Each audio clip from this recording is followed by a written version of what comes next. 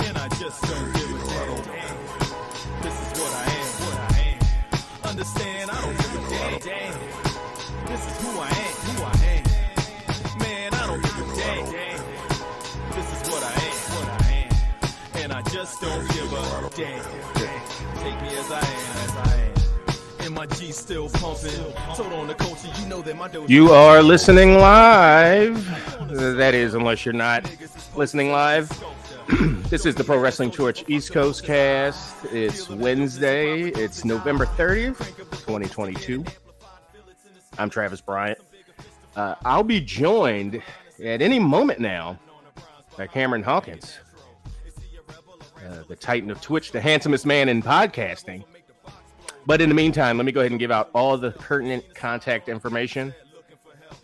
You have to, if you want to have your voice heard and maybe your face shown and your pearly whites on this show, stream with us.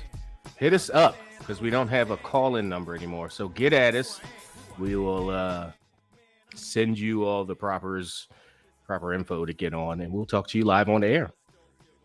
If you want to drop us an email or Twitter or a voicemail, I forget about the voicemails with this format the last couple of weeks, but we do have a way for you to have your voice heard and not be on air and those kinds of things.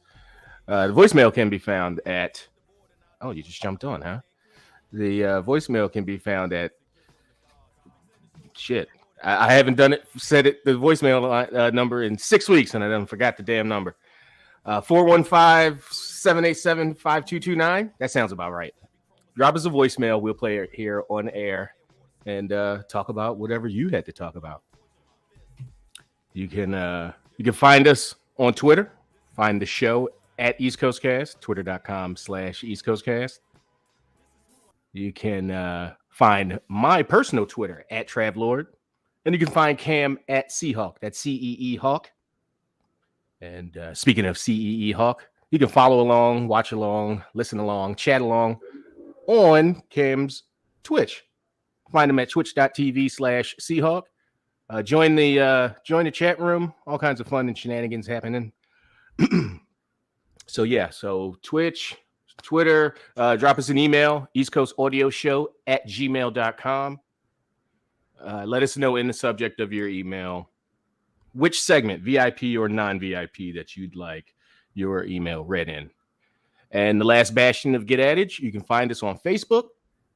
The Facebook fan page can be found at facebook.com/PW Torch East Coast Cast, or just search East Coast Cast or PW Torch, and you'll see us among the family of Torch pages, of Torch fan pages. So please give us a like, share us on your timeline, tag your wrestling pals in it, spread the word that way. But y'all know how it works. Without further ado, let's get this thing rolling. Cameron Hawkins, welcome back to the East Coast Cast, my friend. Always good to be here. How is everything? How was your Thanksgiving? I had a relatively wonderful Thanksgiving. First time in a long time. Actually, me and Nat did something a couple years ago, but like a big group kind of thing. You know, it wasn't my family, but felt like family. That was, yeah. What about you? I saw you. Cool. I saw some emotional moments from your Thanksgiving. Yeah, it was cool, man. It was cool. Went home for the first time probably since like the summer. And yeah, I was there. My sister was there. She lives in Memphis, and so like it's rare that we like all get together. So yeah, it was cool. It was cool. Friends, family, different families, and food and Hennessy, and just as it should go on football. So yeah, it was a good time. It was a good time for sure. Man, I had Thanksgiving every day until Monday. Monday, I took Thanksgiving to work, and I think that might have been my last bit, some ham and some mac and cheese. But fam, I walked out of that place with yesterday I had some tamales because she made. I was at a Mexican Thanksgiving, so I think Sunday we got out of there like it was because Thursday's Thanksgiving. I had to go to I went to a birthday dinner Friday. So by the time and then I went to brunch Saturday. I went to brunch Sunday. And and then watch Survivor Series. So like by the time we really got to like Saturday night, there was no more Thanksgiving food. It was like, nah, my sister's friends are all just about 30, and so they can still kind of move freely. And that's how it should be. You really don't. Yeah. As the people who cooked, you don't want a bunch of leftovers. I mean, it's fun for like 4 days maybe. Yeah. and that was me with a couple plates.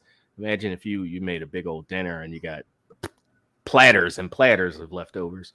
Yeah. So yeah, you want people to enjoy the food and to take it with them. For sure. That was a good time, man. It was a good time.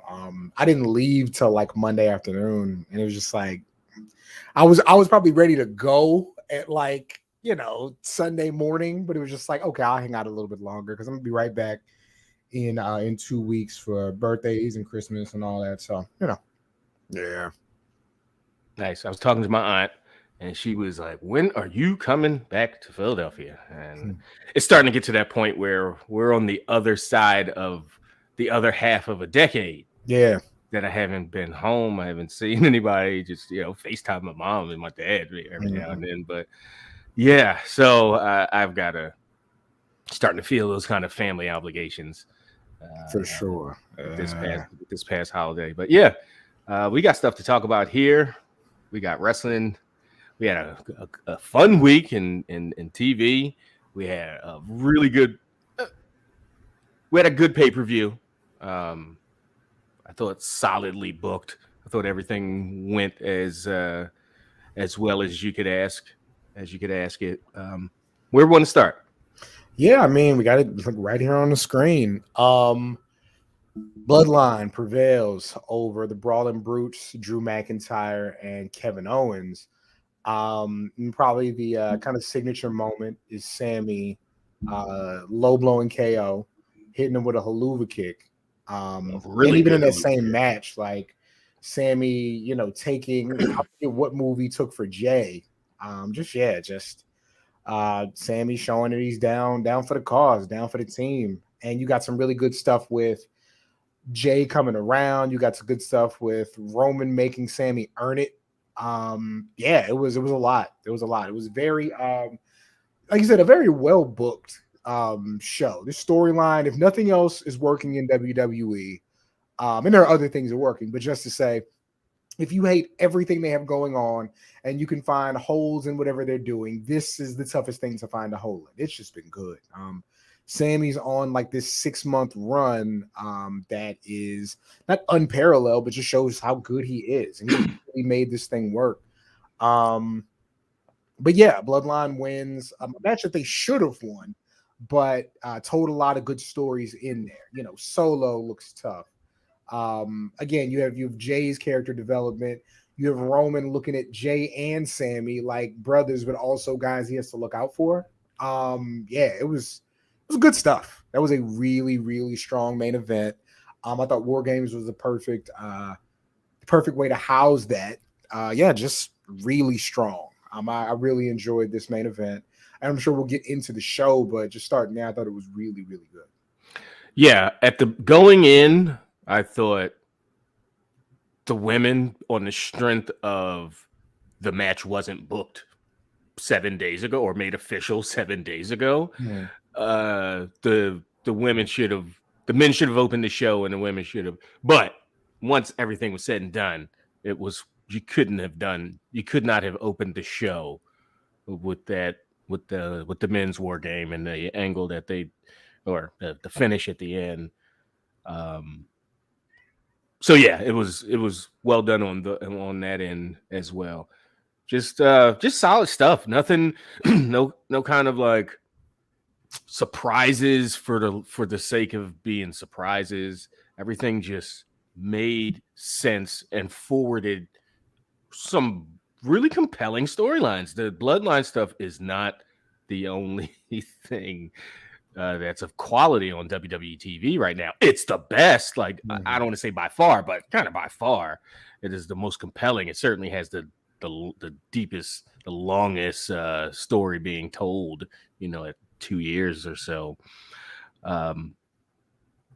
Good solid pay-per-view, good Raw afterwards, and Looking for a good SmackDown this week. Is this week the did Ricochet win the tournament, win that thing yet, or is his match versus the finals match of that? Is that or The final's going to be on SmackDown because he beat Braun.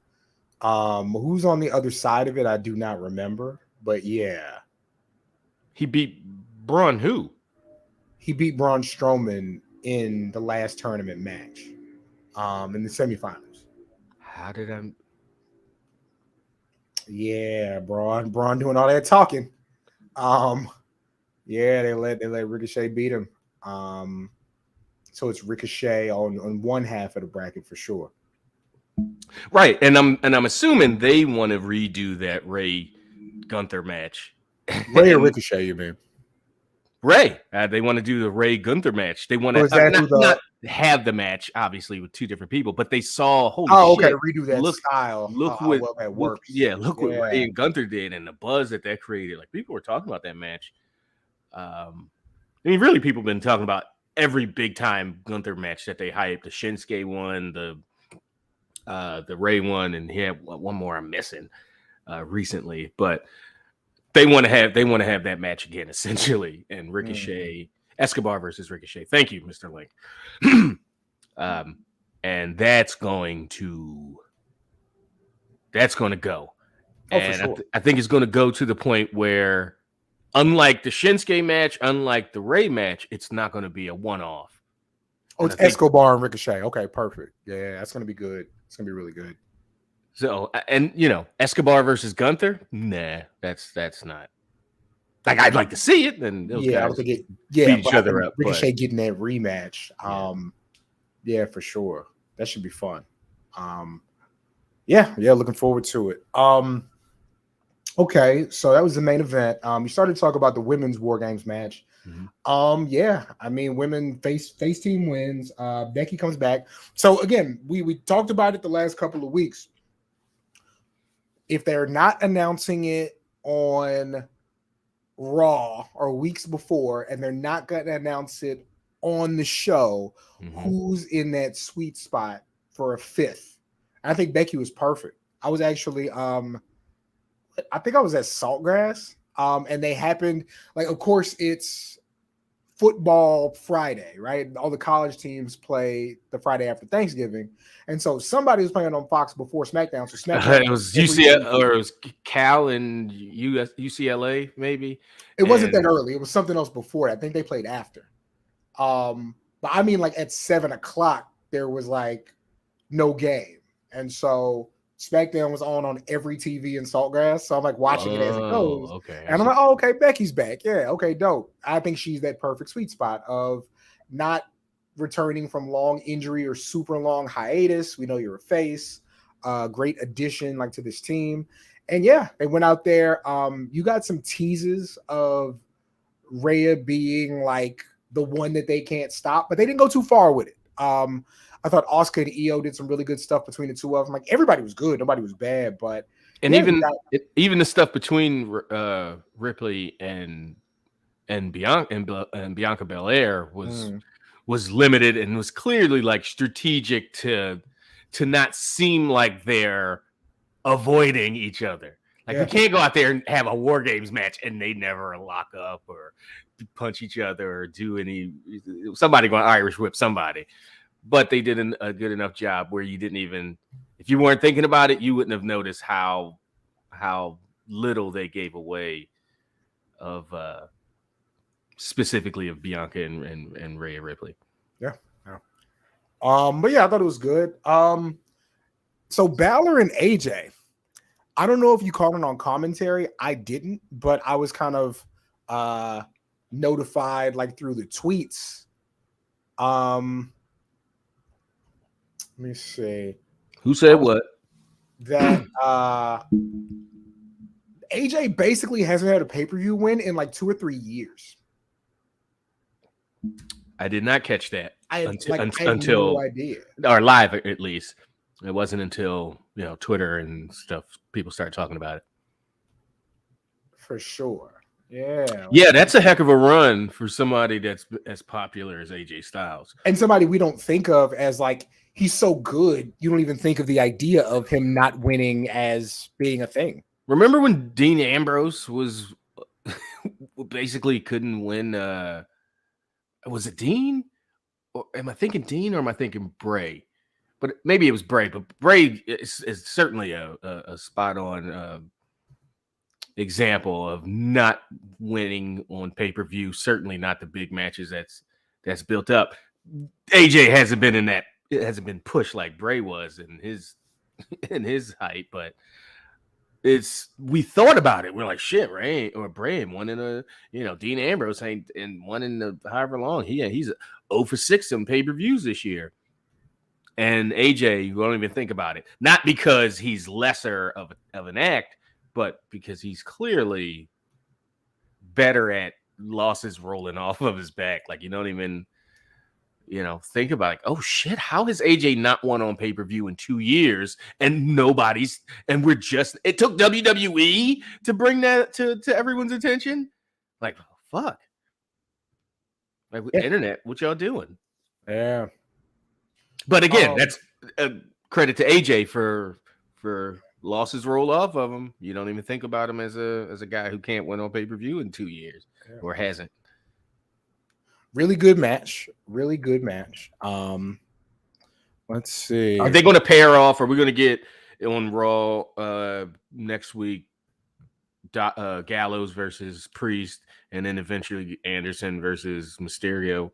I think they could ride it out for a little while because we already got Yim and they did the 4-way, so now they could. I mean, the 4-on-4, so now they could break it down. Thought the 4-on-4 was fun on Monday. Yeah, I think they could ride there for a little bit. I still think Finn's going to be a very good challenger for Roman or Theory or whoever they have up there. So for sure, this is the one I wanted to post in here. Okay, Theory said that he being set up to beat Roman.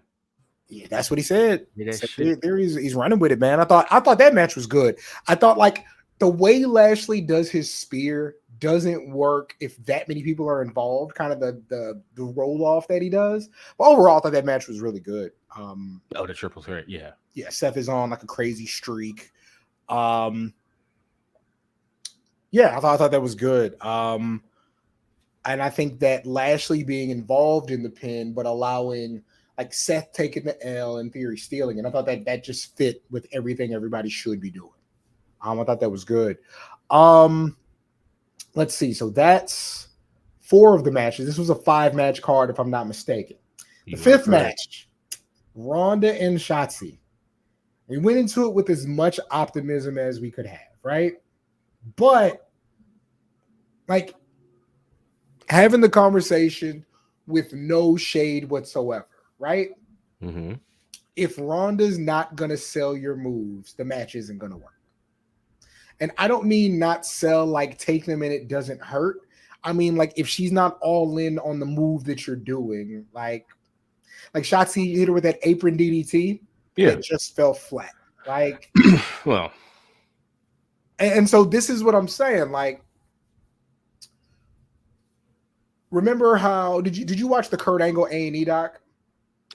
No, the new one from like the last couple months. A big thing they talk about is, even though he was a natural to it at the very, very beginning, it looked like he wasn't quite going to get it. And then Vince kind of got in his ear and Kurt started going crazy. We talk about these amateurs who have trouble adjusting to the pro wrestling style. Yeah. And what we talk about a lot is, and even if it's indirectly, what we talk about a lot is not them doing the moves. It's them getting in their mind that they can take moves. I wonder if that's what's going on with Gabe Stevenson. I wonder if that's the issue that he runs into. He just doesn't know how to give himself. I can't show any ass. Right. I've been programmed for so long to not sell anything. Even if it's like the worst pain you ever felt. Yeah, exactly. No. I mean, like in the real stuff, even if it's your ankle's killing you or your even if it hurts, I can't say it hurt. You Can't Yeah, give that. Can't put a further target on. Exactly. Can't put too much weight on this leg, even if it hurts, because they're gonna go for that. So I wonder if that's the case. But like looking at Ronda, it's not that Ronda can't do Ronda's moves. It's that in a lot of cases the match just isn't cohesive when she has to give. You know. And also, I think if she's not in there with somebody who she feels, I think her wrestling Shotzi in her mind is probably beneath her. And even if it's not like a step down, it's not them working toward anything. You know what I mean? Like with Liv, it was we're getting this person over as a big star, or what we're trying to do here.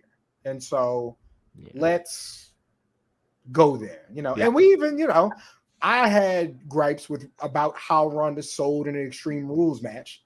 And even about how she like gave moves in an Extreme Rules match. Like you're not supposed to be able to take that many kendo stick shots and just run around. Right. But or at least you shouldn't. Yeah, but that's my only like negative on the whole show.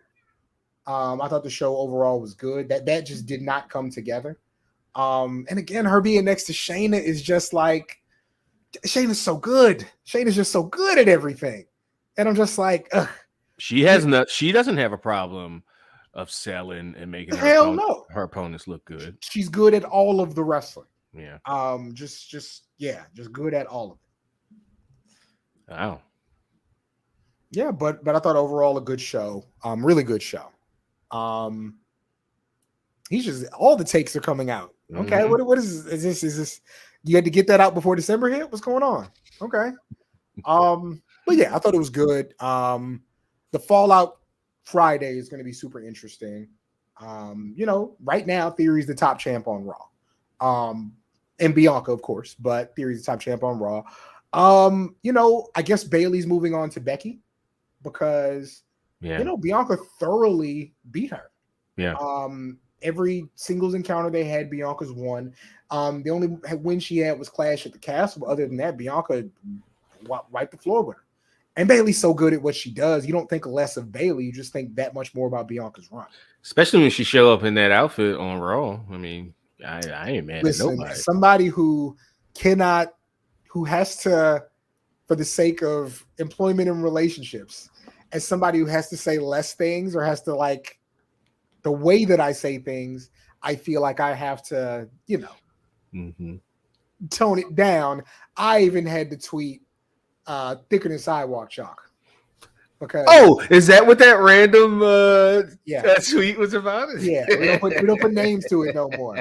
But yeah, thicker than sidewalk. Let the comment section tell the rest of the she looked story. they can't help but tell. They have no finesse or no chill. But yeah, she looked great. She looked fantastic. But yeah, thought it was a good show. Super interested to see where Roman goes because again, Roman had them send Sammy out to the Wolves. Sammy not only survived but thrived and gave it up at the end so that the team could win. And Roman, just look how he's looking at Sammy right now. I can't believe he pulled through that gauntlet that I just sent him on. Yeah, came out on top. So yeah, and then KO even on Monday night was like, "Yo, you're not their family. Like, you're not." Yeah, he's not letting that go. Which sets up the next topic. So the rumors were Sammy versus Roman at the Rumble. Now, because they just announced Montreal I don't know how long ago this was, but it's out there now because tickets are going on sale tomorrow, I think. That's where Elimination Chamber is, huh? Elimination Chamber in February is in Montreal. And that's going to be where Sami Zayn gets the title shot at Roman. Or against crazy. Roman. That match is going to be nuts. And when Roman Reigns, hopefully in a dirty, vicious heel way, stabs Sammy in the back, well, not in the back, he fight the guys. No, but just does something horrible to him. And just, and probably puts him out for WrestleMania, does something to him where he's even on the shelf. I don't know if they want to go that far. That crowd, it's going to be something we remember, months certainly and years later. There is not I a have building that will boo Roman Reigns louder this entire run. Like And the entire show leading up to that is just going to be buzzing. Like, Sammy has to get a visual pinfall. Like, it has to happen. Yeah. So I wonder if, ultimately this is Sammy and KO. Well, not see. I still think it's Roman and Jay at WrestleMania. So it's gonna be Roman and Rock. What do you mean? Rock's too busy buying. Let me tell you about rich people. Mm-hmm. Like, do I think Rock's a good guy? Yes. Do I think Rock would give you the shirt off his back? Absolutely. But you saying that you stole a candy bar from a 7-Eleven every day for however long, and you paying that back is buying 300 Snicker bars from that store, that's not you paying them back. That's them doing business. You give them $300. You just give them the money. You don't. Yeah. Okay, but cool story, Rock. But I still think it's Jay Roman as the WrestleMania main event.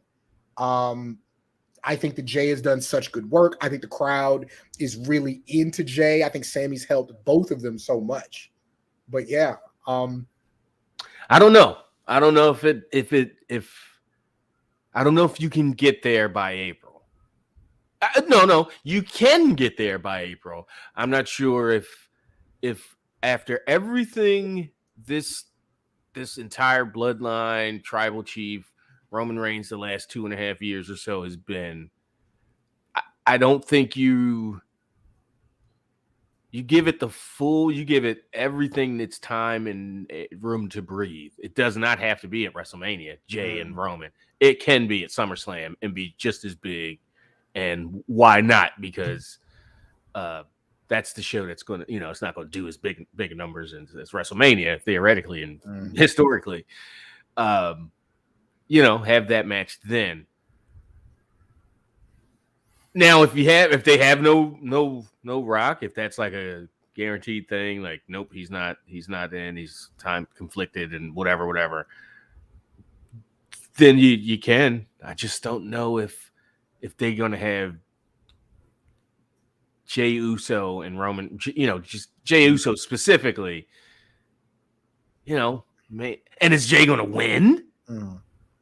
In your I think Jay wins. I don't think Jay's like long-term WWE champion. Right. But again, I think if you have a story that you've been telling for 2 years that your audience is very much invested in and has loved, okay, you got Drew McIntyre, Seth Rollins, KO. If Sammy gets the title shot, those are really, and Cody, but Cody's not ready yet, right? But I think, Cody would be way more likely at SummerSlam than Jay to me. But okay, if those are your top 4 options, if that's the case, then Roman has to hold on that's what I don't know if he holds on that long. That's what I'm saying. Like, you have your built-in moment that pays off your story. You're saying if Jay was to win. Even though Roman's on a relaxed schedule, Roman gonna need time off eventually. You know what I mean? Like, it's a way to pay off the thing that you've built, and a way, like, you got to move on. You know what I mean? Like, eventually you have to move on to other things. I mean, you don't have to. This is when you look at Austin, right? Yeah. Steve Austin as world title contender at WrestleMania. WrestleMania 14 or WrestleMania 17. Yes. It's over at 17, right? And there's injury stuff, so it's not like all his fault. But by the time you get to 18, that's him and Scott Hall. And that's that. With Rock, even shorter. That's WrestleMania 15 to WrestleMania 17. Then you double back when you get to the late 20s, right? Of course, Cena's forever, Triple H is forever, but for the most part, as babyface, it's really been as big as star, I should say, not even as babyface. Austin and Rock and Cena. And Cena's was way stretched out. But I don't know if they think they need to do that with Roman. And nobody's had a consecutive run like this, you know? So when will it end isn't like a negative toward the story. It's don't ride it so long that it ain't hot, you know? So we'll see. There is absolutely something to be said for that. All right, Mr. Link, you're just starting to become absurd. Robert, yeah, you what? Anyway, okay. So switch gears a little bit. Mm-hmm. Did you catch Dynamite on Wednesday? Last week, no. We talked. Okay. Rich and I talked about it, but I didn't see it. So, a couple of weeks ago, I wrote an article after interviewing Toni Storm, and talked about her career, talked about the things that she feels like she's working towards and trending towards, what she wants for the women's division. And of course, the conversation of interim champion comes up and plays a big role in what we talked about. I think it plays a big role in how she saw herself. And what sticks out to me is her saying, being interim champion makes me feel like I'm not champion. Like, do I have to defend this? Yes. Do I have to perform at the highest level? Yes. But if I lose this thing before I get the shot at the real belt, I was never champion. It doesn't count. And I think that's something that rang true with her. So she loses to Jamie Hayter a week and a half ago at Full Gear. And then Jamie Hayter comes out on Wednesday and they announce that Thunder Rosa has officially relinquished the title. So not only is Jamie Hayter officially recognized as AEW Women's Champion, but retroactively, Toni Storm is Women's Champion. Now, I do not know, I don't know Toni. You're not talking to Toni. I can't reach out like, dog, how you feel? Mm-hmm. I think it still rings a bit hollow. I think it would have been cool going into the pay-per-view to say that. I don't know if it was worked out. Right. But I think it's really interesting. I think that I try not to be super critical of stuff that happens over there, but I do think that they are going to have to get into the habit of really thinking these things through earlier. Like, it's not even a hindsight is 2020 thing. It's we got to set a firm date on when this interim stuff has to go. Like, we have to do that. It was just 30 days, 60 days. There needs to be a cap. Because I think that when talent feels like what they're doing is less important, that definitely trickles over into the fandom. Yeah. Fuck that shit. I'm going to be critical. This was dumb as fuck. It's 4 days, Sunday, Monday, Tuesday, Wednesday, 4 days after the pay-per-view. This wasn't, y'all hadn't, for the sake of to add some spice, some extra to that match at the pay-per-view, Storm and Hayter, to have them cut promos after finding this out. Breaking news as we open Full Gear. Mm-hmm. Fucking Thunder Rosa is not the champion anymore. Mm-hmm. And Toni Storm is this retroactive bullshit. What? That doesn't mean it means it means less, I guess, in pro wrestling than it would in legit competitive sports. But it means nothing in a real sport. How much does it mean in fucking pro wrestling? Yeah. It's just a thing to say when you could have said it. It's just a thing to say, and that has zero impact or negative impact, when you could have said the same thing 4 days before and gotten something out of it instead of half your fan base going, huh? I think it lessens Toni's reign. It lessens the match. And in a situation where people are already... Did Jamie Hayter beat the champion? Oh, retroactively, yeah. In a situation where you're already critical of a division in that, wow, they only get one match per show. Like, that thing persists. Mm-hmm. You have to do the things that you can. Even if you as a booker disagree with that aspect of it, you should still do everything you can outside of that to make the thing feel important. And it rings hollow. It does. I think that, like you said, announcing that at the show, announcing it the Wednesday before, like, could it, if it was just something that popped into your head, then, you know, okay, but these things can't be things that just pop into your head. Yeah. You gotta put more into it. It is just, you need to know where you're going forward. You got to sit down and think about this stuff. I think we're at the point where 3 years worth of storytelling, multiple stories. Obviously, you know, there's. I think it might be getting. I think people have been saying this more about the talent and the respect and the level of. But Tony Khan needs folks around him. He needs an inner circle that is empowered to make decisions on his behalf. You know, hopefully good decisions. I think he's being run ragged. Yeah. I'm not sure if the ideas that he might have one time. Oh, I'm full of ideas. Well, it's been 300. It's been 3 years. You're 150 shows in, and that's just main TV shows, not including secondary shows, fucking YouTube shows, or pay-per-views. Just your main thing that most people watch. You've done 150 of them, and you're telling obviously more than 150 stories. So, yeah, I don't know. I don't burn out. What I just create creatively. There's not like they don't have the juice over there.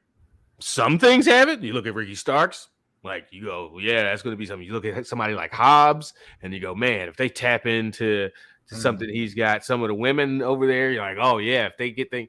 But as a whole, as putting the whole thing together week after week after week, you know, they're lacking. They're lacking a bit of juice. It's super up and down. It's super up and down. Like one couple of weeks, somebody's really, really hot. Next thing you know, you're not seeing them. Right. And so yeah, or stuff that might not be working. You're not pulling the plug or calling an audible fast enough, or even at all. You're just like, let's go. I mean, the Dark Order, for instance, like that's still a thing, and it hasn't. Well, it looks like they're taking your advice. 10 just left. So it looks like that is actually like that may be coming to a close, but certainly was around. Like without the interaction with Adam Page, I don't find the act really like good. You know what I mean? It's there, and I do like my man John Silver though. I really do enjoy John Silver. But yeah. And even that, even Hangman hanging out with those guys, the fact that it didn't kill and derail his career, he's not like worse off from hanging out, being associated with those guys, tells me he's got, you know, way more of that potential and that he could be tapped. And he's just being underutilized. I think everybody there is being underutilized. Even the people that we like are getting solid pushes. It's like everybody that everything needs to step up and they just need to hit another level. And unfortunately, you're being compared to a revitalized, you know, powerful fucking, you know, money flush WWE, and somebody who's way less shows a lot to prove than you are. Like Triple H specifically, like way less shows in than Tony Khan is for with this talent, with this budget, and so yeah, it's hard to go against that. You would have loved to have seen them start on the same day, just to see what the real differences are. Sure. Oh man, that would who wants to follow that horse race? Yeah. So okay, I know you say you didn't see. I know you and Rich talked about it. So match 2. The Elite versus the Death Triangle, or Death Triangle. Death Triangle. Fam, what were they doing? Matt attempts the buckshot lariat and his leg gives out and he plays it up to the crowd. Omega bites somebody's arm. Omega hits a GTS for a 2 count. It's like, guys, this You know, this is hours, or maybe hours after it was released and talked about. This is hours, at least after I found out. Omega's like, yeah, you know, the past is the past, and he's talking all this like amicable adult.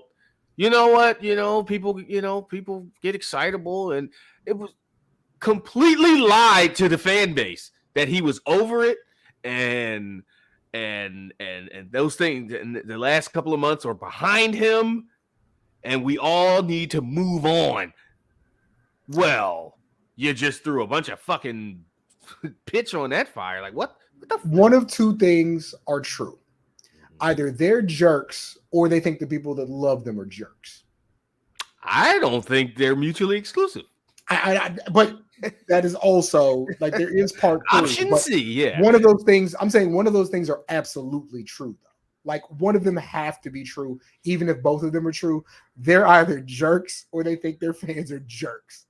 And it was just like that part's not for me, in that we know too much about it for it to be funny to me. Like I laughed on the timeline, but not laugh like, haha, thank you for doing it. Laugh like, are you for real? Yeah. Like seriously. Yeah. It was like Rich was like, no, this was not petty. This was passive aggressive. This is just, it was just so bitch like, right? Like, what a bitch. Like in just the harshest terms of like, what when I don't have the platform to retort, then I don't think it's a good joke. Like, because it's like people say, you don't punch down. Mm-hmm. I don't even think this is punching down, but like, no. It's not punching, but it is getting your shit off when the other guy can't. And being corny about it. It wasn't even like I try to see this as if it was somebody who I fuck with did it. I'd be disappointed in that person that I fucked with if they did that. Especially if I had found out hours before that they said something and it was the complete opposite of what their actions showed. So, and if it was like, again, if it was clever, like it's nasty. It's nasty. Yeah, I bet Joseph. You can be super offensive, but oh shit, that is Joe. You can be super offensive, but if the shit don't land, you're a fucking asshole or racist or misogynist or whatever the joke was leaning into, But if the shit's funny, then you got to deal with it. This shit wasn't funny or particularly clever. Yeah. And was it in Chicago? Was it? It's like, oh, okay, the extra, salt in the wound. Yeah. Shit is nasty. You're gonna get MJF's first promo now. I don't know if you remember years ago. I don't think it was the very first SmackDown, but remember Triple H versus Rock Iron Man match on SmackDown. The one Michaels, Shawn Michaels, non-active competitor, cost Rock the match. Mm-hmm. There's no recourse. Basically, Jon Moxley gave William Regal the Lion King speech. You leave and you never return. They were in the ring together. Literally told him that. And never return. Wow, that's a good line. Only 1 year. Go away, Doge hype. Oh, so he's really leaving the company. Yeah, his deal was only 1 year. Yeah. Okay. Wow. So he is sliding, buddy.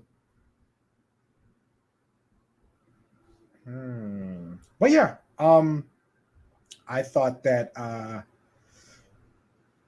Daniel Bryan intervened, said, "Nah, don't attack Regal. If you hit him, like it's really going to be the end for him." So they did play up that part. But yeah, so he's out of there. You got to assume Moxley's taking time off. Maybe he'll have like a blow off match. And yeah, you got MJF is going to cut his first promo tonight. So that should be really interesting. Hi, Smiley. But yeah, looking forward to the show tonight. I might have a little insight into the next few weeks of Dynamite. I think it should be really interesting. I think that I'm curious how people respond to it. the stuff that they have planned in the main event. So yeah, should be interesting couple of weeks. A good time to tell people there's not going to be a show next week. Yes. We will be at AEW Dynamite. Joe is in the house in the chat room. Yeah, we're going to be in the suite at the HEB Center next week. So that should be fun. Yeah, and then two more things before we get to the people. NXT last night, we got 80% of the field for Deadline. They had Medusa, Molly Holly, Road Dogg, and X-Pac flanking HBK as they selected the participants for the Iron Survival Challenge match. Okay, so on the men's side, Grayson Waller, Mello, Joe Gacy, and JD McDonough. On the women's side, Zoe Stark, Cora Jade, Roxanne Perez, Kiana James. In both cases, they're going to have a last chance battle royal match for the 5th competitors. Who's that with the glasses? Kiana James.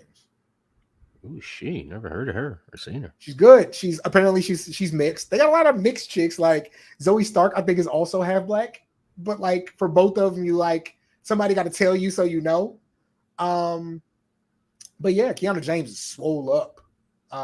Not like big, but like she got shoulders bigger than mine. She's impressive. Her gimmick is like businesswoman, MBA, LLC, and all that. But she's good. She's really coming along. I assume like they talked about the 5ths. They were like Von Wagner and Axiom, and they threw out some names on the women's side too. What's super interesting is, you know, at the beginning, as they're having the debate, they're like, yo, we're going to throw wins and losses out the window. Like, it's about, do you have the thing? And I'm like, you know what? You are making this way too easy on yourself. Good job. Because, like, if you like, you're gonna just say on TV for this wins and losses for this, and I'm like, Grayson Waller doesn't have the best win-loss record because you had him in there with the Apollo Cruzes and peoples of the world, but he's definitely a top talent. JD McDonough smoking it in the ring, loses to Braun Breaker like twice. Like there's Roxanne Perez, Cora Jade cost her a bunch of matches, but you understand both of them and their trajectories. Zoe Stark, got to have a top heel in there, just turned on Nikita. And the top heels are a faction. So it's like, okay, this is a way that you explain it factor and what they've done in moments as a way to get to this match. I was guess. like, okay, for sure. I just don't like those kinds of things being so overtly talked about. You got to look at the way they said it, though. I think the way that they said it was... Yeah, and this is me hearing it explained. So that's when not... they put it together, I thought was all right. So, yeah, that should be an interesting show. Well, how does I see this 25-second clock in the... Well, remember, we went through all of it last week. 2 people start... People come in every few minutes. You win. Oh, this is the one that it's going to be 15 minutes. So that's right. That's right. Now I remember. Penalty box. Do you risk going for pins early or yeah? I think having Mello and McDonough in there, and not that Gacy and Waller are bad. I think Gacy's good. Waller's still really new to this. And on the other side, even though she's young, having a Roxanne Perez and then a Zoe Stark who's really shown like she's capable, I think they're going to keep that match flowing the way it needs to. So yeah, it should be good. I do wonder, like, I feel like the 5th for the women's is going to be Nikita. Just like the way her and Zoe have a beef. If the whole thing is you don't got to be good, you got to kind of be personality, then she definitely should be in it. I'm interested to see what they do on the men's side. Like, if it was, even though he's brand new, if it's me, I'll put Trick in there, and just to see, you know, it might be time to, and I'm not watching, but it might be time for him to start getting matches. Has he had TV matches yet? Some singles matches. Okay. Yeah. Okay. But like, is he coming along? Yeah. He's athletic. He's figuring it out. The thing with Mello, like, if somebody had to to put your money on one match that's happening WrestleMania weekend, Yeah. I think it would definitely be Melo and Braun. Like, I think that's just everybody thinks that's what's coming. Melo not being North American champion, what else is there for him to do? Braun beating all his challengers, who else is there for him to face? Well, you got to get there. You got 5 months. Yeah, for 4 sure. months. But again, like if you had to put money on a match right now, this match is going to happen that weekend. I think with everything. Well, I also think Bianca Ray is like the one where you're like, yeah, but so we'll see. The last thing before we get to emails and calls, I do have, and this I'm gonna do a screen share for this. Let's see. And I'm super curious what you have to say. I think we'd be pretty much in agreement with this. We can always make some last minute edits here. Okay. Let's see. Share screen, and let's go to screen 2. Okay, so guys, Pro Wrestling Torch East Coast Cast AEW WWE Best of 2022 Awards. I did not do, and we might total them up and then put them together, but because people are idiots, I did not put AEW and WWE under one single voting thing, because then you get to your tribalism, and I don't know if we need to do an overall best with them doing different things. So AEW Male Wrestler of the Year, the 4 I put up there: Punk, Harwood, Moxley, and MJF. You think there's anybody else who should be figured in there? AEW, dude. I mean, those are the 4 that. I think that's about it. Like, people have had good years. Like I don't know if a Wardlow being TNT champ really like has him up there. Cesaro's been good, but that was like a bit later on. Danielson's been good, but a lot of those are like losses, you know. I think that's the right list for that portion. On WWE side, I had Lashley, Gunther, Roman, and Seth as the 4.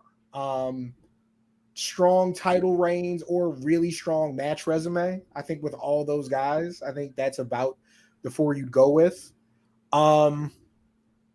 For AEW female wrestler, I got Britt, Jade, Thunder Rosa, and Toni Storm. Jamie Hayter's hot right now. I think that came on really, really late. Like, she was kind of out till the summer.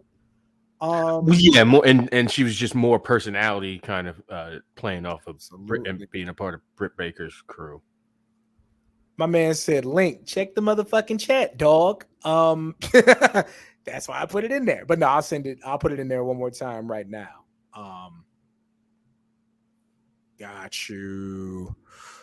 Okay, so Nyla did a lot of work on Dark, though. Like, I don't feel like Nyla was doing a whole bunch on TV until like she started feuding with Jay late in the game. Let me see. And then on the WWE side, I thought that was pretty straightforward too. Bayley, Bianca, Becky, and Ronda. Probably could have put Liv in there. For sure. But I think this is about the 4 we'd go with. Dark is NXT, yeah, basically, right? For NXT. Now, what I did do for NXT, I didn't think they had 4 men and 4 women that would really fit the bill. So I did their top 3 champions: Braun, Melo, and Mandy. Let's see where people fit there. Yeah. AEW Tag Team of the Year. Again, I thought it was really straightforward. Acclaimed, FTR, Swerve in Our Glory, and the Bucks. Man. I feel like the fact that Swerve in Our Glory are even on there, I think shows that that's not a very. Are you missing folks? Huh? I don't think so. I think that like you could put Lucha Bros in there, but other than them, I don't know who you'd have. Damn. FTR has been strong. Bucks were the champs. when the Acclaimed or when Swerve in Our Glory won the title. And then Swerve in Our Glory and the Acclaimed had 2 great matches. So yeah, I think that's about where they fit. WWE Tag Team of the Year. I mean, I'd say FTR, but for AEW, but whenever somebody says it's a pretty easy answer, and then you show them the pie chart, and it's like, oh, like motherfucker, you don't know what the fuck you're talking about. Even if I agree, people have tastes that aren't always our tastes, and that's what voting shows. You idiots. Anyway, the WWE Tag Team of the Year. I feel like this one is a runaway. That's not even the question. But you got to put it out there, right? Yeah. You could have just had one option. Exactly. Street Profits, I thought they had an amazing summer, but you figure in injury, it kind of takes away from that. So I kind of went with the champions from each brand. Usos were the only main brand male champions. You had the Creeds, I thought, at a really strong first half of the year. Damage Control, of course, come on late, but immediately take the titles. And Gigi Dolan and JC Jane, I mean, Toxic Attraction kind of ran the title division down there. So, yeah. AEW Match of the Year. Okay, so for this one, this is when you get with the nerds and start to go to like cagematch.net and see where things are ranked. Yeah. Because it's just like, hey, blame them motherfuckers, not me. But Danielson Page to open the Dynamite early in the year, smoked it. Acclaim, Swerve in Our Glory, really, really fun tag team match at All Out. So that was like I think it was the return match for the titles. That was the first one, and then the rematch was Arthur Ashe. MJF and Punk at Revolution, dog collar match. The visual alone, I thought, made that really, really strong. And then Elite Death Triangle at Full Gear. Give the people what they want. From a couple days ago? Weeks ago? Yes. The recency did get me. WWE. I didn't think that was all that great of a match. I mean, they did that thing to people like, the stuff.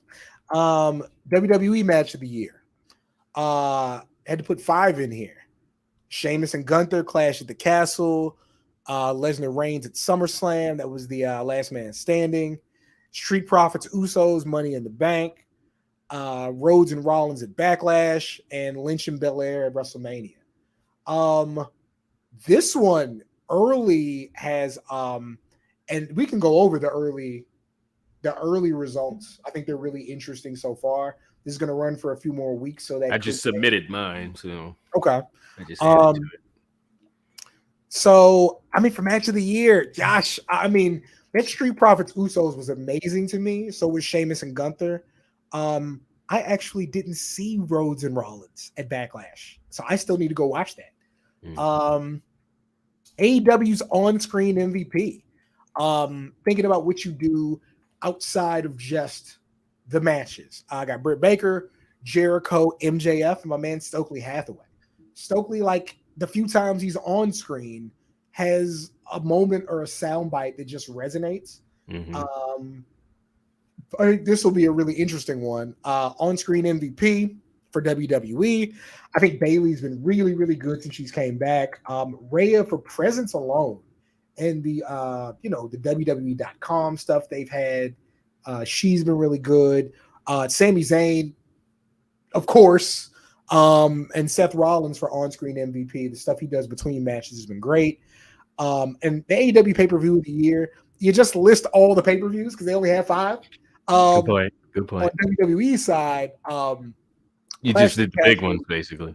Yeah, Clash at the Castle, SummerSlam, Survivor Series, WrestleMania. I think those would be the top 4 we'd go with. So yeah. Not to go through them all, but just a quick look-see. Moxley, Roman, Jade running away with AEW Female Wrestler of the Year. Yep. Of course, Bianca, So, and then Mello over there. So not gonna look at all of them, but yeah. So that's those are looking quite similar to mine. Yeah. At least those first couple. There's some interesting stuff there for sure. Sammy versus the Jackass team should have been there. No, but it was dope. Like, It was a fun match, but you're not going to be at the end of the year.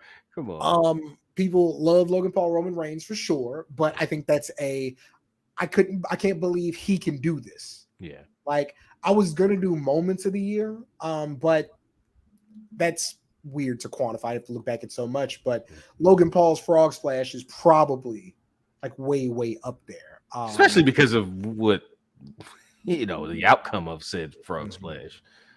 It makes it even Breaker more. was dope for sure. But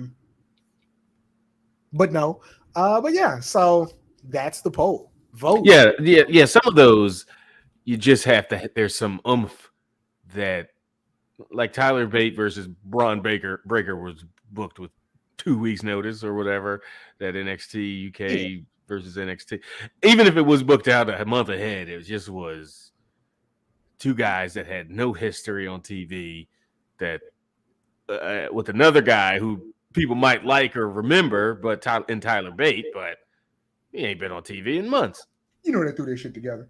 Yeah. So even if they go out there and have a technical banger, there's just an emotional component that's not there.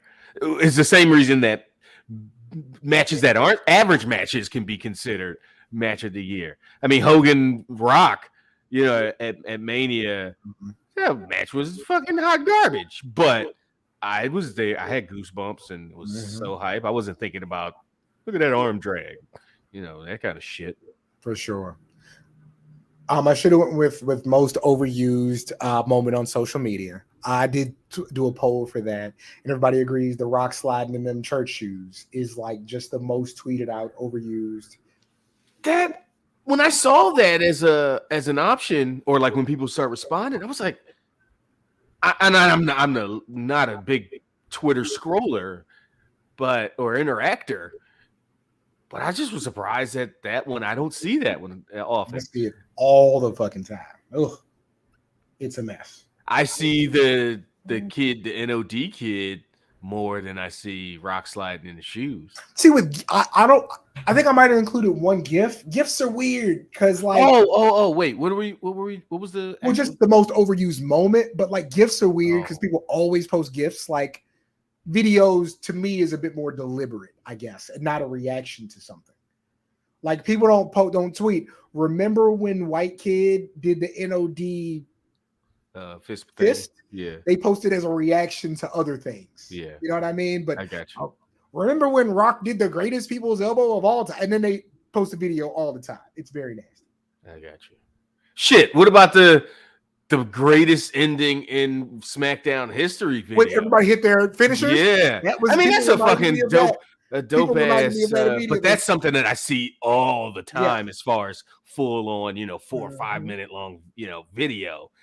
I see that all the time shared on all the wrestling sites and groups, on social media.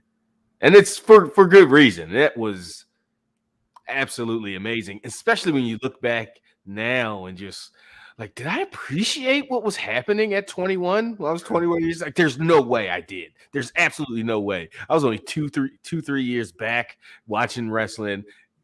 Didn't watch WCW. Like, I just, like that. No way at 21, 22 years old that I appreciated it as I do now at 40 damn 2. Yeah. All right, let's get somebody else. Let's get Kylan in on the conversation. All the way from Newark, New Jersey. Kylan Furlow. Welcome back to the East Coast Cast, my friend.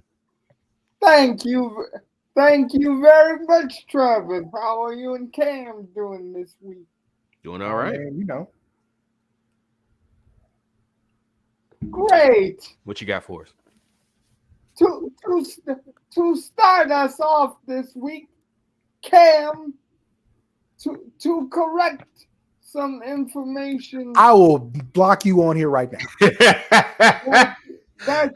Just tell me the information. Don't say to correct me. Don't blame me. No, I'm blaming you. You're saying it. Why wouldn't I blame you? You're doing it. Because this was actually Dave Meltzer's original blender, but he's upgraded it to a blunder now, Cam. as of yesterday, Dave Meltzer corrected his original report, which said that William Regal only signed a 1-year deal. It looks as though Dave talked to someone in AEW, and this person informed Dave that William Regal apparently signed at least a 3-year deal. Oh, nice. However, it is not totally out of the question that William will decide to leave soon anyway. So I don't know if William Regal got Tony Khan to put an out clause or something in his contract saying if he was unhappy he could leave at the 1-year mark, or maybe he really sees how well Triple H is being received and he wants to go. But Dave definitely emphasized that it's not guaranteed that he will stay. What would, if he was a basketball player or a baseball player, what would that be? Like you sign a 3-year contract with a option clause or whatever? What would they call that? Yeah, with the player option. Okay, yeah. So he got a player option. And Kylan, I don't know contract law and shit like that, but I'm not sure if you can contract somebody about and put feelings in it. Like, oh, we'll see how I feel in a year. Like, let's do a little something more concrete. So I think it would just be you would narrow it down to something like a player option where he has a chance to opt out or opt in to the 2 years. Like if you sign a 3-year contract and at the 1 year you get the opt out or get the rest of the 3-year contract. I'm out. Yeah. So yeah, if it's it'd be just like Malachi Black. If you sign a 3-year deal, fam. Sorry, 8 months in, you don't feel like things are going your way, and if you want to go home, sure, go home, but you're going to go home and be home for the rest of this contract. You're either going to work for me and ride out your contract and work out your contract, or you're going to be at home riding out your contract at a vastly reduced rate, or I don't know how that would work. Again, I don't know contract laws and shit, but yeah, Tony Khan is not just. It might be different with a William Regal because he's not an on-air talent, but I actually think that's actually worse.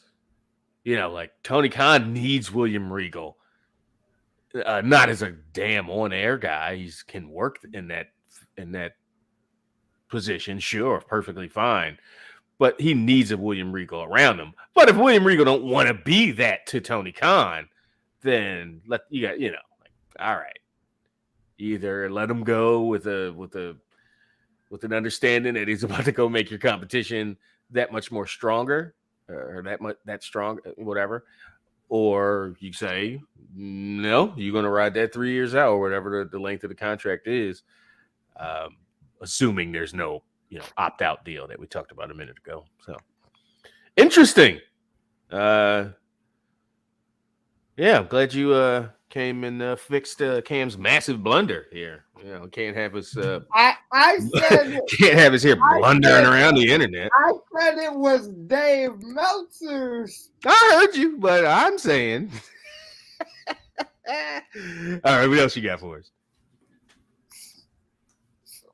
So, in continuance of the subject of 640 for me, Jay Ray. Of of behind the scenes or wrestler hiring, so far. Is there anyone that you feel Triple H or Tony Khan probably with a greater emphasis on Triple H should have hired at this point that he hasn't? Like, who's really sitting out there? You mean as talent, as on-air talent, or as inner circle type or creative type? Either. Okay. I like that the AEW signed AR Fox. I think that's a very good hire for them. I think the guy is great in the ring. I think he has the respect of his peers and the appreciation of the people after him. I think WWE has those guys at a really, really high level, but fewer lower down the card. Like, I do think there's like an appreciation for Shelton Benjamin that I'm like finding out like that people under him are like really big fans of him. Who's really out there that is kind of unsigned? I like a Myron Reed. I really like Myron Reed. I really like Chris Bay. Like, I understand that they're, in other places. So I don't know if either company really needs that shot in the arm right now. Like, WWE is developing their own guys, whereas AEW has a lot of younger guys and gals from the indies that they have coming up. I mean, whenever I think of a name, I'm like, they're signed somewhere. They're signed over there or over there. Like, I'm saying this with zero idea and completely ignorant to his contract status, but Bronson Reed will be back on WWE TV in 2023, and I don't think he's going back to NXT. I heard that's in the works. He has been offered a deal. Okay, well, at least that means they're talking, whether he takes it or not. But but they're in talks. That's cool because I need Bronson Reed on my TV. Yeah. He was one of Triple H's main guys that he wanted back immediately. Yeah, he's too old to be going back to NXT. That's why. He's too old. Yeah, he ain't gonna be 36. I mean, Jacob Fatu, of course. But man, I'd want to see him in AEW. Like, they don't need nobody else in the bloodline. I'd love to see him in AEW and go over there and smoke it. You say Hammerstone will be in WWE next year. Could see that. I think what's interesting about him is, like, I think Hammerstone's good. Hammerstone's not as tall as you think. And so I wonder how he'd be presented over there. But he's good. He's really good. I don't want to date online. Dating in real life got me stressed out enough. I don't want to date online. Leave me alone. I don't know. Girls 18 though, Cam. No, I don't want free girls in my city because they're never really free. What does that mean? They're for sale? All right. All right. Anything else, Colin, before we kick you off here? What newly signed wrestler or group of wrestlers do you expect to be given the quote unquote ball in 2023? I don't know if anybody they just signed. Like, I think Melo's he's gonna have a crazy 2023. I think Melo and Braun are really positioned to have a crazy 2023. Newly signed is tough because I think for whatever faults there are in both companies, who's next is pretty obvious, right? Like, MJF has been next, but MJF is there. Jade's going to continue to get better. Like, she's right there. You finally got Rick in the main event.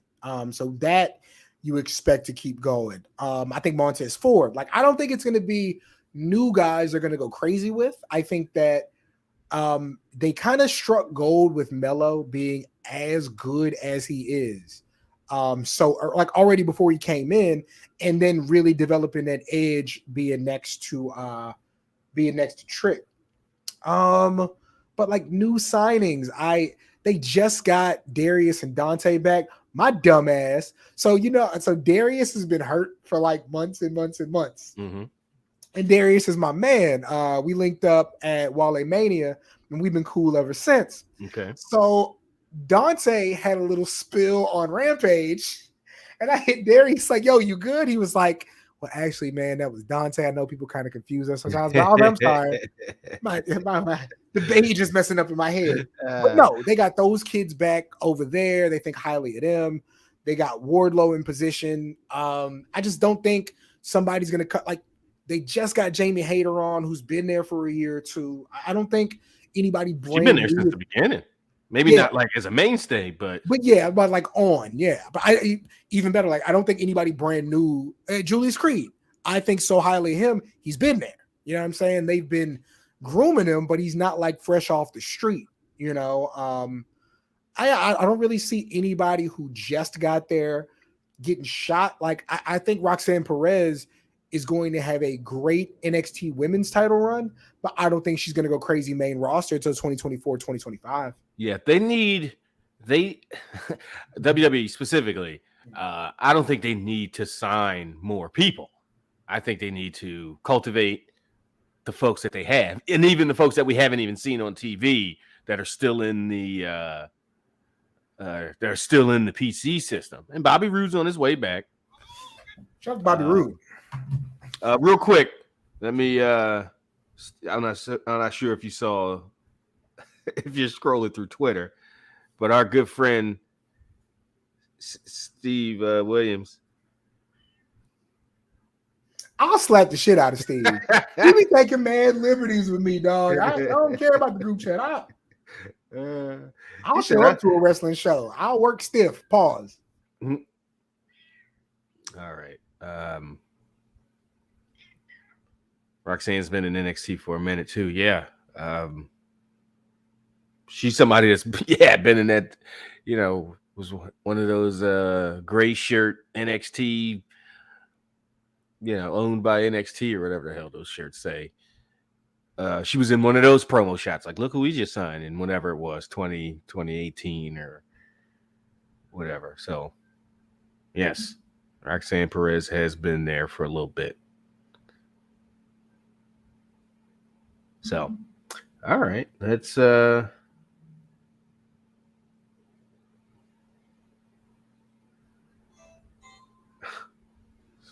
jeez, Portia, come on.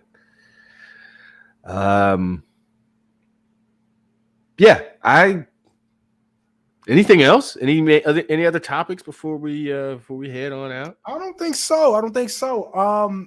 Definitely. We just talked about Bobby Roode real quick, or mentioned him. Kingslayer said he misses Bobby Roode. He's on his way back in the next few months. Is he on before or after WrestleMania? After, I think.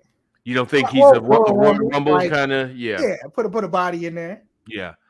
And how do you see Triple H positioning him? It's weird because like the Intercontinental title and US titles are like big deals now again. And so like you wonder if, because they're big deals now, does that mean, is Bobby Roode going to be kind of the boundary, the barrier for singles act that is not going to compete over that? I think, I love Bobby Roode as US champ early because he was still glorious and that was really carried over from NXT, but I don't know. I think Bobby Roode has some good singles stuff, like other guys have good singles things, but I don't know if he's going to be in the US Intercontinental title range. Wow. It's what a difference, a couple years and being in charge of the main, the whole shebang goes. Bobby Roode was Triple H's guy 4 years ago when they really started the glorious stuff 4 or 5 years ago, and it was on and popping. Now he's got a chance to main roster push the guy he's been, really big fan of, and because of the circumstances and the people he'd have to leapfrog, I'm not sure if Bobby Roode is worth, and this is me talking, I don't know if Bobby Roode is worth, leapfrogging your current top folks. Is you going to swap him out for Gunther? Like, why? Gunther does better work than Bobby Roode and is fresher and all those things. Yeah. Same with on the other side. I go with Austin Theory over Bobby Roode right now. Again, you're just not in a situation where Bobby Roode's needed. All right, like he can be slotted into play somewhere, decent spot, but you might be right. Might be that might be it as far as like Bobby Roode's, kind of golden boy, Triple H's favorite. Just this ain't 5 years ago, and this ain't NXT. This ain't even pushing and advocating for one of my favorites on the main roster when I don't have much power or much creative power. At least final say kind of power. It's different when you're the boss and got this final say, and you look at the whole picture, and it's 5 years later. Bobby Roode's like, oh shit, but I thought we were pals, and I was in for a big push. Well, yeah. I would just say next week, even though there will not be a traditional East Coast cast, please, whatever notifications you have on for us, keep those alive Tuesday and Wednesday. There is some stuff in the works with AEW coming to town. So your Twitch notifications and your Twitter notifications and all that, keep those on. No promises, but there's some stuff in the works. And so, just even though you won't have a regular East Coast cast that evening, you may have something earlier in the day or the day before. So just be cognizant of that. He's setting y'all up for the okie doke. Man, no promises. I'm just saying, no promises. We're working on other people's schedule, so just be aware of that. That's a good point. Does Big E come back right to the top? Excellent question. You know what? You could say they sure could use him, and it's not like they're flush. He has not challenged Roman Reigns. Like they were both champions. So there is that. I just want him to come back, man. However you come back as long as you can. How do you feel about WWE and specifically not the corporate entity WWE, but the wrestlers themselves? And this is probably too deep for like, hey, it's just wrestling. But Bianca and Big E like sitting there on this commercial advocating wanton consumerism, debt, and fucking interest rates, corporate interest, get the WWE MasterCard or whatever the fuck. And it's just all about, again, this is America and not a fucking surprise to anybody, but it was all about, oh, now I can buy this thing. Now I can buy this thing that I want. Oh shit, I got to pay off my fucking student loan, or I can get this medical debt. And I'm gonna buy a fucking chandelier or a fucking new grill. It just struck me as, God, that's so just, blowing that corporate capitalist dick, like, feed me more. I don't know why it hit me. I don't know if it was because it was Bianca and Big E, or if they the over the top nature. She was like, "Oh, a chandelier." I was just like, this niggas is gonna fuck up their money one way or another. You might as well fuck it up with me. It's probably how I felt even though I was in my 20s when the Rush card came out. I'm like, but that was okay. Like, even though I wouldn't get a WWE MasterCard, like, because you can't be fucking eating dick like that. But like the Rush card that felt nasty to me as a kid. Like, I was 19, 22, whatever I was. I'm like, no, this is sick. I don't trust this nigga with my money at all. Yeah. I don't even wear Fat Farm. What are we doing? No. That felt nasty. Yeah. Like credit cards and everything are nasty in general, but just gross. Kind of, we live in a society where they are necessary. If you want, but these feel like I haven't read the APR information. Yeah. I don't know, but I'm just assuming if it's like most of them, it feels like the predatory lenders in your pocket. Like, I mean, I have an NFL card, so I'm the wrong guy to, Now, do you have a card with an NFL logo or design, personalized, or like? Because what is an NFL card? Like, what do you do with an NFL card? I buy stuff that I don't need, and they give me points to buy stuff at the NFL. See, you just buying into the wanton consumerism. Well, they tried to send me a fucking Atlanta Falcons card. I was like, no. What? Where'd that come? Why this team? Just give me the NFL. Just give me the generic. I just love the league. Were the Commanders yet? When you is that why you didn't get them? I bought like no Commanders stuff yet, even though like I'm all in. I'm like, okay, guys, we're actually putting like something on the field. You should have seen me at brunch. We're at this brunch place in San Antonio. My buddy brings us to, and there are no TVs outside, so I have to continually walk inside to watch the game because we refuse to beat anybody by more than one score. So everybody's just annoyed with me. I'm going crazy in like this little Mexican restaurant. But yeah, I'm all in, man. They're playing some ball. They're doing all right. What's more embarrassing, WWE in your top 5 artists for Spotify Wrapped or WWE MasterCard? Hey, listen, as a man who lifts very heavy weights, I owe a decent amount of my strength to Bobby Roode's theme song and AJ's theme song. Them shits make the weights go up. So I would not feel bad. I'd have to do some explaining, but yeah, WWE MasterCard is nasty. It just really is. Yeah. And they leaned all the way into it too.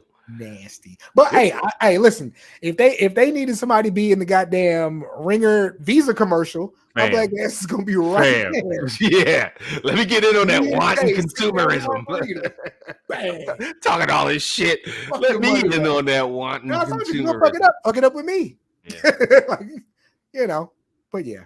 Totally. All right. We'll be back. Because they're the Bears. What are you talking about? Let them escape. They're the Bears. Have you not been alive the last 20 years? They're the Bears. Anyway. Man, we gave y'all that game 3 weeks ago. God damn, what a... Thanks for the coochie. We were determined to fuck that up. It was like, I don't want to be undefeated no more. All right, we'll be back. Oh, no, we won't be back next week for the live show. Yeah, man. See y'all in 2 weeks. We'll have great stories from both before and after the show for reasons. Yeah. But yeah, for sure. If you are listening to this in podcast form and you are a Torch VIP member, please click on over to Rich and I's VIP East Coast Cast. We'll be by for another hour or so of content. We'll be talking. I know he's got a show, some show. He said it was like Fast Forward. So I think he's going to talk to me about that. Some books, some more Disco Elysium. I'm a decent couple out, another week into that game. Get at us next week. Rich and I will be by for VIP. So there won't be a live show next week with Cam and I, but Rich and I will be by next week. And I'll talk about the live AEW Dynamite experience and how much of Joe's tequila did I drink. Because, last time we were in the suite, I was like, let me take it easy. I don't be scared. Oh, and they fucked up a bunch of shit. Remember, we didn't get the food and the booze and shit. Today, have 30 minutes left. Like, I'm not pounding tequilas now. I'm about to drive home in 40 minutes. Right? So, hopefully they'll get our food and drink right. Hours. I didn't even pay for the suite. I bought a ticket in the last row. But yeah, we'll be back and we'll see you when we see you. Until then, for Cameron Hawkins, I'm Travis Bryant. This has been another episode of the East Coast Cast, and we'll catch you in a couple weeks. We out.